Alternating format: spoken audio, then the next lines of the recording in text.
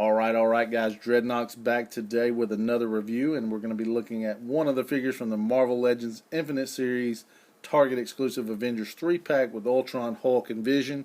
If you're looking for this set, Target currently has it in stock in stores, and if you're willing to do just a little extra legwork, you can get a great deal like I did on this set.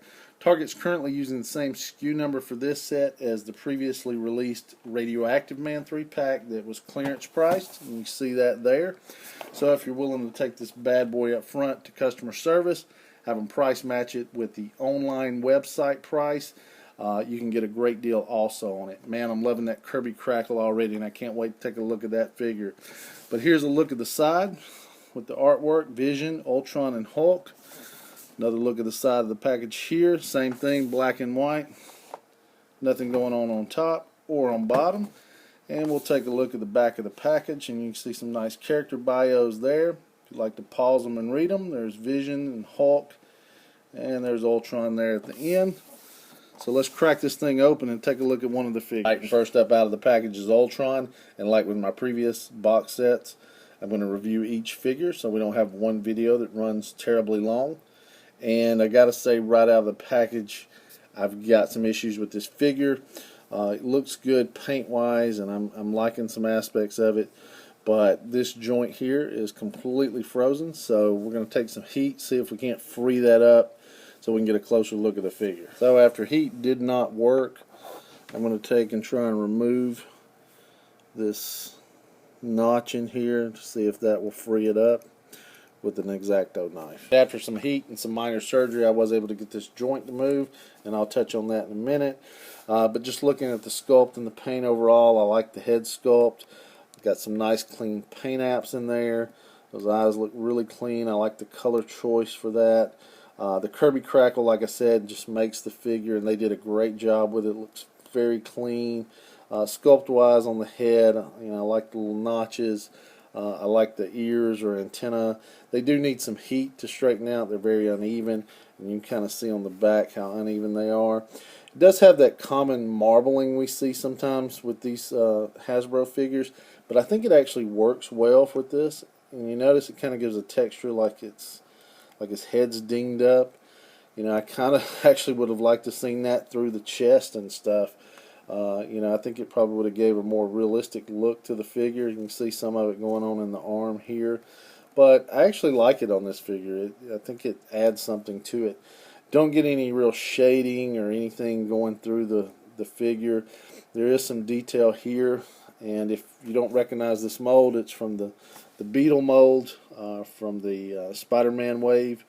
That came out previously, so like with a lot of the Ultrons, it's another reused body mold. I would love to see Ultron get his own mold and sculpting, but this is what Hasbro gives us, and I don't think it was a bad mold to choose. I think it looks good, and it has some good sculpt work through and through. But I do like the detail in these bubbles or energy or whatever that they did here. Just the real problem is they only did them here on the chest and through the belt. And as you can see down here, we got some paint on these, but it didn't get the same detail. And if you get to the side, you lose it. It looks like they just focused it right here on the front. And I'm sure that had to do with paint budget. No paint on the back of the figure at all.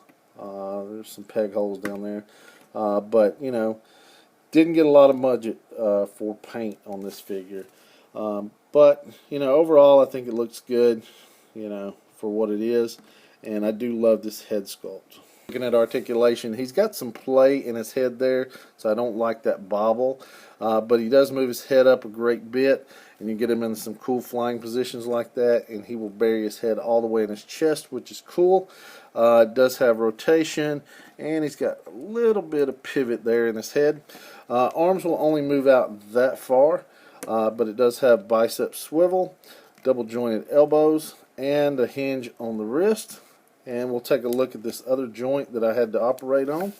And you can see there's a little notch in there. I had to try and shave some of that off. But what actually freed him up after heat was 2 incisions, one on both sides of the joint to cut it free, and it allowed it to move at that point. It does have ab crunch. We'll crunch in that far. Doesn't go backwards.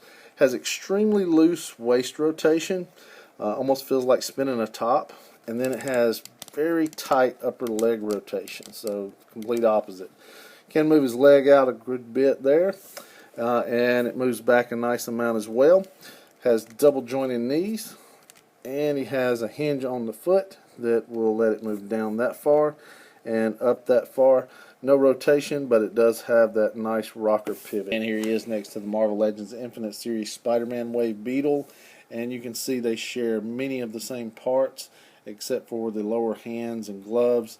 Ultron's measuring in at a little over 6 inches. And here he is next to the Hasbro Marvel Legends Ironmonger Wave Ultron, and as you can see, this is the gold repaint that was an exclusive to Marvel Unlimited subscribers.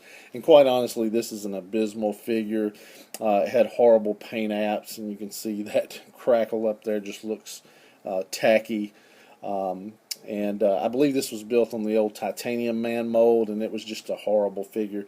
He does scale a little bit taller than this Ultron over here, but in comparison, hands down, this guy is a much better figure. And here he is next to his Age of Ultron counterpart, and you can see the Build-A-Figure here just towers over our box set Ultron. One point I would like to make as I see him here in comparison, I wish this guy had been individually released now instead of in the box set. I think I would have loved to troop build him. You know, 5 or 6 of these guys surrounding my Avengers display just would have looked really, really sick. Alright, so wrapping it up, I've got to say Hasbro didn't hit it out of the park with this Ultron. I've got some major gripes with the fact that I had to do surgery on the figure out of the box just to get his joints to work. So that's very frustrating. You know, but ultimately, I still have to say the figure's a buy just based on lack of options. When you're looking around for classic Ultron figures or that look to the comic Ultron, you're just very limited in your choices. You know, I wasn't a fan of the Toy Biz figure that we got before, and I quite frankly think everything Hasbro has given us so far has just been a mess and poor quality overall. So this is kind of the best of the worst. I guess if I had to pick a classic Ultron looking figure overall, I'd probably rate the Diamond Select version as the best one.